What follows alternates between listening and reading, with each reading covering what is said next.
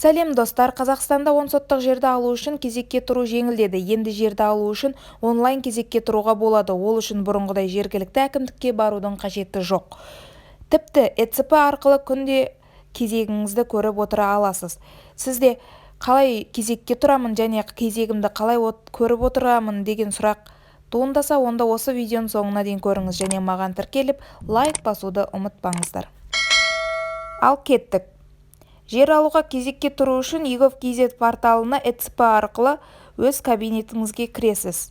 Сол жерден жылжымайтын мүлік, яғни недвижимость деген кнопкасын басасыз және осы соңында тұрған земельные отношения деген кнопканы басасыз. Одан кейін міне 10 соттық деген жазуы бар, сол жерді басасыз. Одан кейін заказать услугу онлайн дегенді басып кіресіз. Осы жерде подать заявку на очередь дегенді басасыз. Одан кейін өзіңізге қай қаладан аласыз жерді алғыңыз келеді, сол қала регионды белгілейсіз. Одан кейін сіз алдын бұндай жер алмаған болсаңыз, тегін жер алмаған болсаңыз, ондай мен алмадым деп келісім қойып птичка қоясыз.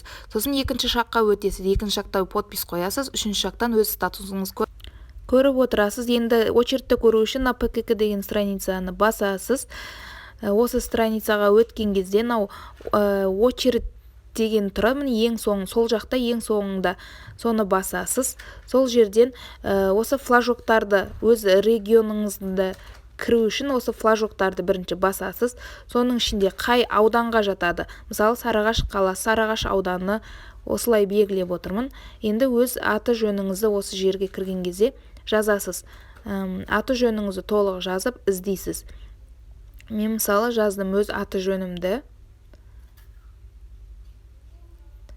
Бұдан шықпады, өйткені қазақша әріппен жазған жоқпын. Қазақша әріппен жазып едім, енді шықты. Міне осы жерден көріп отырасыз. Менің очередім 2017 жылы тіркелген екенмін. Осы жерден қандай алдында сандары тұрады, нешінші очеред, ал мұнда кезекте тұр, немесе уже жер берілді деген адамдардың да тізімдері шығып тұрады. Соңына дейін көргендеріңізге рахмет, сау болыңыздар.